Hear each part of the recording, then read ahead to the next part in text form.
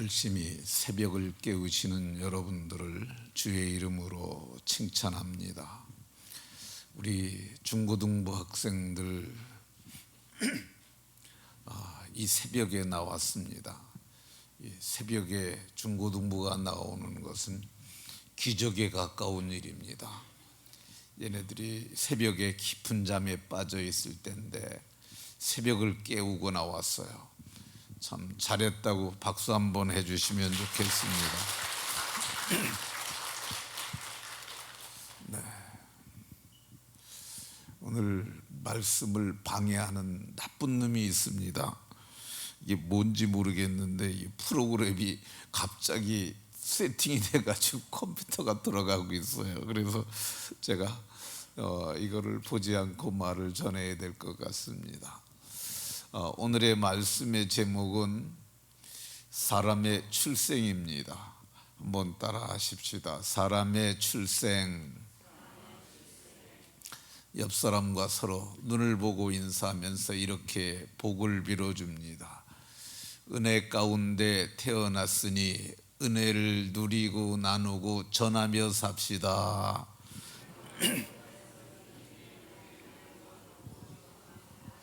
네.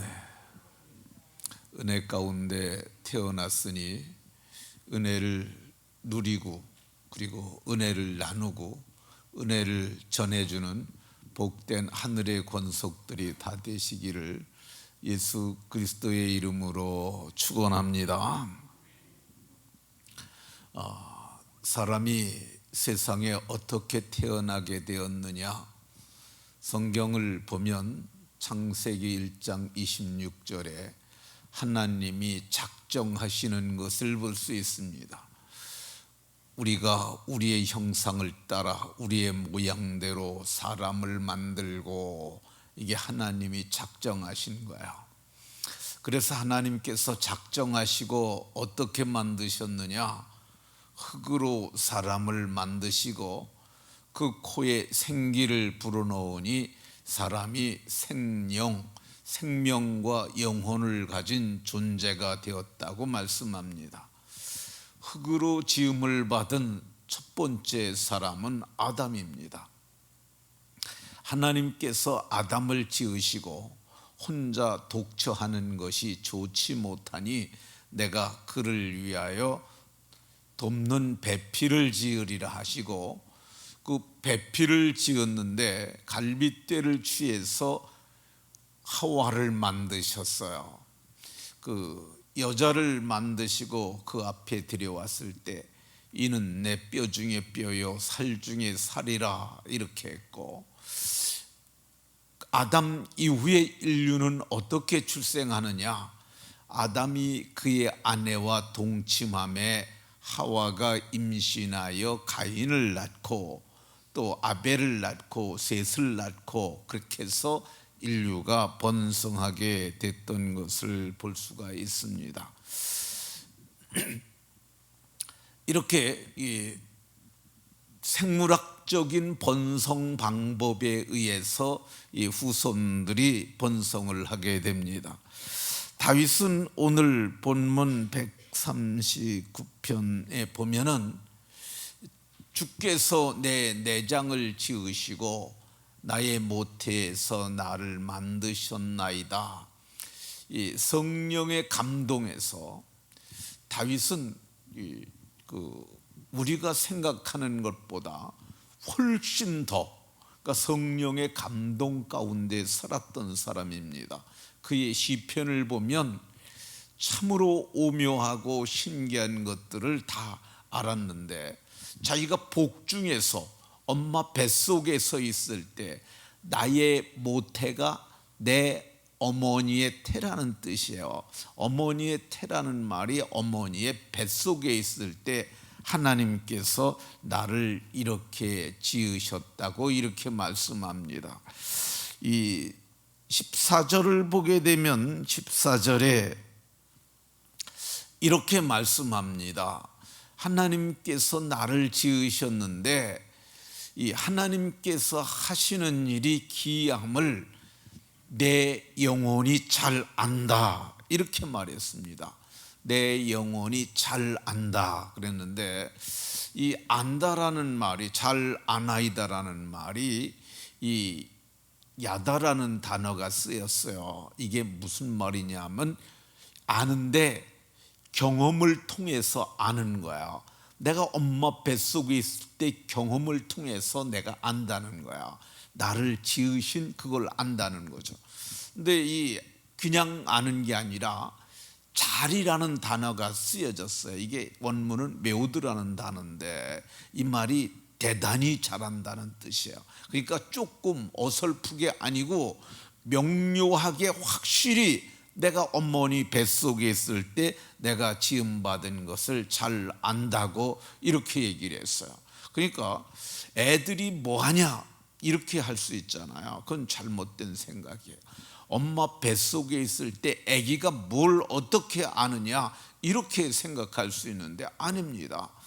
다윗은 내가 엄마 뱃속에서 하나님이 나를 지으신 신묘막측하고 귀한 일을 내가 잘 안다고 얘기를 하고 있습니다. 여기서 기독교의 태교가 시작된다 할 수 있습니다. 예를 들어서 더 말씀을 드리면, 누가복음 2장에 보면은 이제 천사가 마리아를 찾아옵니다. 그리고 말씀합니다. 천사가 이르기를 성령이 내게 임하시고 지극히 크신 이의 능력이 너를 덮으시리니 이 이름으로 나실 바 거룩한 이는 하나님의 아들이 될 것이라고 이렇게 말을 합니다. 근데 이 말을 들었을 때 내가 사내를 알지 못하는데 어떻게 그런 일이 일어나겠느냐 그랬더니, 내 친족 엘리사벳도 본래 임신을 못한다고, 불임이라고 그래요. 불임, 임신을 못한다고 알려진 여인이지만 이미 6달이나 되었다고 이렇게 말합니다. 그 다음 요절 때 보세요. 네. 그때 하나님은 모든 말씀은 능치 못함이 없느니라 그러니까 그 마리아가 주의 뜻대로 내게 이루어지이다 이렇게 말씀합니다. 그리고 천사가 떠나고 우리는 이 과정에서 마리아가 수태했다고 보는 것이 맞습니다. 마리아가 이 요즘 용어로 임신했다 이렇게 보는 것이 맞다는 말입니다.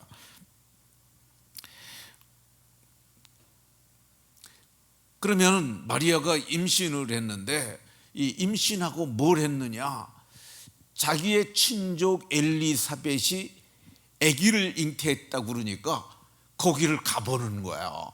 그래서 좀 떨어진 곳인데 유다에 있는 그곳을 찾아가서 엘리사벳의 남편이 샤가라예요. 샤가라의 집을 찾아가서 엘리사벳에게 문안을 합니다. 그때 어떤 일이 일어나느냐 하면요, 그 엘리사벳을 향하여 마리아가 엘리사벳 어디 있어요?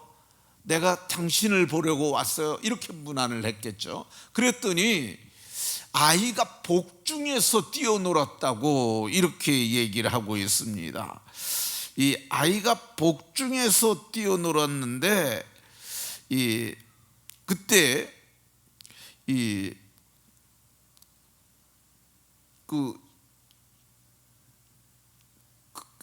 엘리사벳이 마리아를 향하여 이렇게 얘기를 합니다. 내 주의 모친이, 내 주의 어머니가 나오니 이 어찌된 일인가 부르고서, 내가 문안하는 소리를 들을 때에, 내 귀에 들릴 때에 이 아이가 내 복중에서 기쁨으로 뛰어놀았다고 이렇게 얘기를 합니다. 이게 내가 문안할 때, 내는 누구예요? 마리아죠. 소리가 내 귀, 나는 누구예요? 엘리사벳이죠. 아이는 장차 세례 요한이라고 불리울 아이가 엄마 뱃속에서 복중에서 기쁨으로 뛰어놀았다고 이렇게 말합니다. 여기에 근거해서 그 태교가 이루어지는 겁니다. 그러니까 아이가 이 엄마의 귀를 통해서 아이가 엄마 뱃속에서 듣고 느끼고 생각하고 그리고 감정 전달도 이루어지는 것을 볼 수가 있습니다. 제가 기독교적인 태교 그런 영상이 있을까 하고 찾아봤는데 별로 마땅치 않아 가지고 좀 세상에 이런 일이 나온 영상을 하나 가지고 왔습니다. 근데 이 영상에 나오는 아이가 이 아버지가 이거 농악하는 그쪽에 있는 사람이에요. 그러니까 연애하고 그리고 결혼하고 그러는 가운데서 아이가 그걸 많이 들어요. 그리고 이 아이가 이 세상에 태어났는데 그 집에 보면 아버지 그거 막 기구가 있잖아요. 그거 가지고 놀면서 얘가 아주 어린 나이에 아주 천재가 됩니다. 한번 보시겠습니다. 네. 그러니까 이 아이의 몸속에 흥이 들어 있어요. 근데 그게 물론 핏줄을 통한 것도 있겠지만은 엄마 뱃속에 있을 때 그리고 어려서부터 그걸 들으면서 자란 그것이 굉장히 큰 영향을 주었다고 생각이 되어집니다. 그러면 우리 기독교의 태교는 어떤 목적으로 해야 될까? 저는 세 가지를 생각을 했어요. 첫 번째는 경건한 자녀가 태어나도록 태교하는 것이 좋다. 경건이라는 게 뭐냐? 이 환난 중에도 고아나 과부를 돌아보고 돈이 아까우면 그거 못하죠. 자기를 지켜 세속에 물들이지 않는 것. 이 경건이 아주 야고보 장로가 정리를 딱 해놨어요. 그러니까 재물을 선한 일에 쓸 수 있고 세속에 물들이지 않는 것. 그러니까 세상에 살지 않는 거 아니에요. 세상에 살기는 사는데 이 물고기가 바닷물고기가 바다에 살잖아요. 근데 짠물이 들어오질 않아요. 회를 먹어보면은 그게 회가 고기가 짜지 않잖아요. 그건 짠물이 안 들어오는 거예요. 왜 그러냐면 살아있으니까 자기를 지켜서 안 들어오는 거죠. 그러니까 세상에 살지만 세속 문화에 오염되지 않도록 그렇게 하는 것. 그러려면 어떻게 해야 되느냐? 첫 번째는 일부 일처를 지켜야 합니다. 말라기 선지자가 이렇게 말씀합니다. 오직 하나를 만들지 아니하였느냐? 왜 하나만 만들었느냐? 이는 경건한 자손을 얻기 위함이라. 그래서 내가 심령을 삼가 지켜 어려서 맞이한 아내에게 거짓을 행하지 말라 그랬는데, 이게 뭐냐면 아내를 두고 다른 여자와 음행하지 말라는 거야. 이 경건한 자녀를 얻으려면은 이게 경건한 부부 생활이 절대적으로 중요한 것을 말합니다. 두 번째, 저는 자녀 세대들이 지혜롭고 총명하도록 키워야 된다고 생각해요. 지혜롭고 총명한 마음을 갖도록. 그러려면은 이게 솔로몬이 1000번제를 드린 후에 하나님이 감동하셔서 내가 내게 무엇을 줄꼬 할 때 하나님께서 솔로몬에게 내가 내게 지혜롭고 총명한 마음을 주노니 너의 전에도 너의 후에도 너와 같은 자의 일어남이 없으리라. 전에도 없고 후에도 없는 전무후무한 은혜를 베푸셨어요.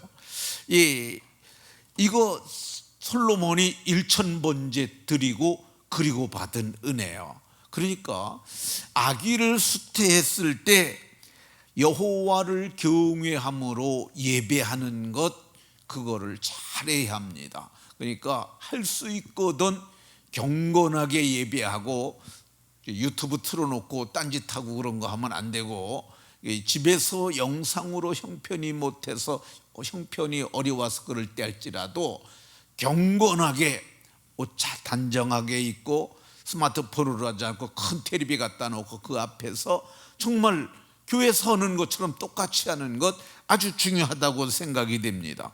그리고 하나님을 경외하는 마음으로 말씀이 그러한가 했던 베레아 사람처럼 성경을 읽는 겁니다. 그리고 하나님 앞에 기도하는 거야. 그래서 이 세 가지, 이 예배를 하고 성경을 읽고 기도하게 되면 하나님께서 아이에게 뭘 주느냐?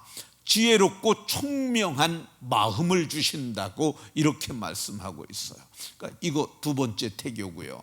세 번째 태교는 뭐냐? 그는 자녀들이 명석하게 태어나도록 해야 된다고 저는 생각해요. 이 머리가 나쁘면은요, 공부를 해도 들어오지가 않아요. 그게 참 안타까운 겁니다. 똑같이 공부를 하는데 어떤 아이는 100점 맞고 어떤 아이 20점 맞아요. 그건 생리적 자질이에요. 그래서 아이들이 태어날 때 천재는 아니더라도 그래도 수재급으로는 자녀들이 태어나야 한다고 저는 생각합니다. 그러면 그렇게 하려면 어떻게 해야 되느냐?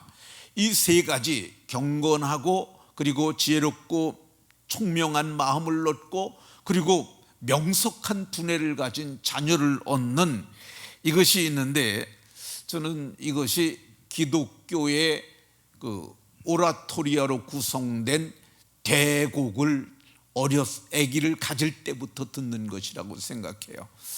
아주 유명한 3대 세계 대곡이 있는데 그게 핸델의 메시아, 하이든의 천지창조, 멘델스존의 엘리야띠오, 이 세 가지 음악. 근데 이거 말만이더라도 클래식 음악을 듣는데 이 기독교 고전 음악을 듣는 것이 아주 중요해요.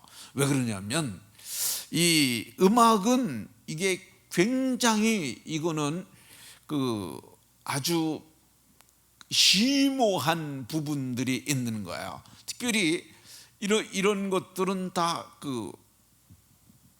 이 음악이 핸델의 메시아는 예수님의 탄생부터 죽음까지 그리고 그 뒤에 승천까지를 얘기를 하는지는 모르겠는데 재림까지 어쨌든 그리스도의 일대기를 다루는 거잖아요. 이걸 서사가 있다고 얘기를 해요. 그 서사적인 건데 멘델스존의 엘리야는 엘리야의 생애, 그리고 하이든의 천지창조는 역시 마찬가지로 천지창조의 기사를 노래한 것이죠. 이 하이든은 이 하이든의 천지창조를 작곡할 때 그는 이렇게 말을 했습니다. 내 삶에서 천지창조를 창조할 때보다 더 경건한 때는 없었다. 나는 매일같이 무릎을 꿇고 이 곡을 작곡할 수 있는 능력을 달라고 기도했다고 이렇게 얘기를 합니다.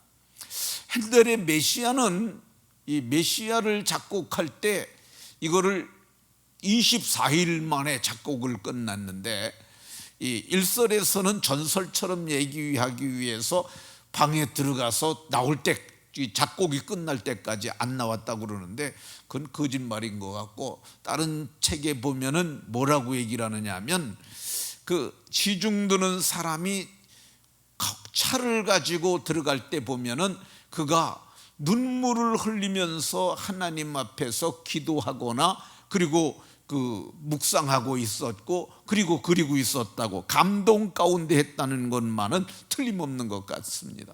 그러니까 이 음악이 왜 이거를 들으면은 아이들이 명석한 아이가 나오냐? 그것은 이 음악이 우리의 감성을 자극하기 때문에 그렇습니다. 이게 감성적으로 풍성한 자녀가 태어나고요. 그런데 이제 음악 중에서도 락 음악이나 그런 거 하게 되면 그게 아주 자녀들에게 안 좋다고 그래요. 애들이 음란해지고 그런 음악 듣게 되면 애들이 그 불경건한 삶을 살게 되는데, 근데 이 음악을 듣게 되면 이게 경건한 음악이잖아요. 이게 거룩함이 있잖아요. 그러니까 이 음악이 상상을 초월할 정도로 자녀 세대에게 좋고, 그리고 이게 음악을 수학이라고 그래요. 음악이 고도의 수학인 것이 저는 맞다고 생각을 합니다. 그러니까 그게 보면은 음이 올라가고 내려가고 이게 있잖아요. 그게 음표가 다 이게 칸칸이 해갖고 다 이게 저거잖아요. 이게 내가 음악을 잘 몰라가지고 그러긴 하는데, 이 음악이 다 이게 그거라고. 그러니까 이게 고도의 수학이라고 표현을 하는데 이게 맞아요.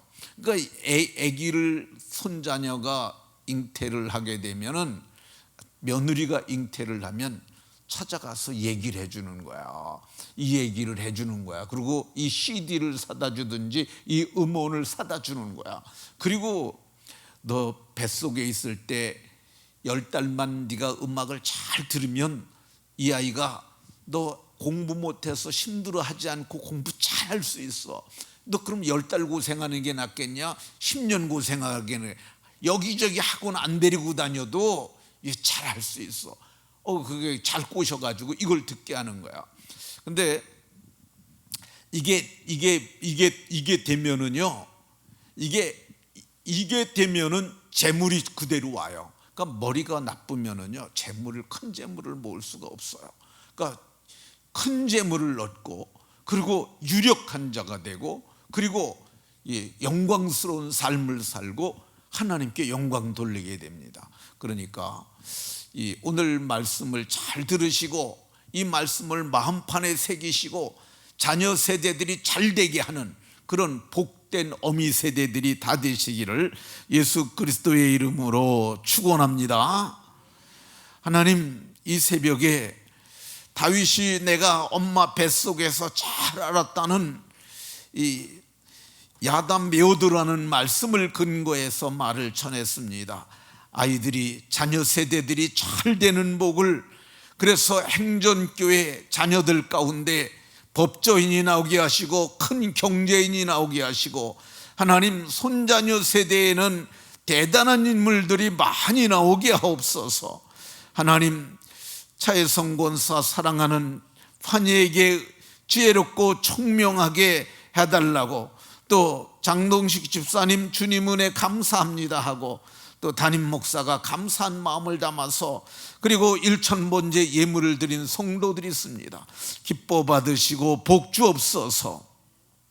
예수 그리스도의 이름으로 기도하옵나이다. 아멘. 하늘에 계신 우리 아버지 이름을 거룩하게 하시며 아버지의 나라가 오게 하시며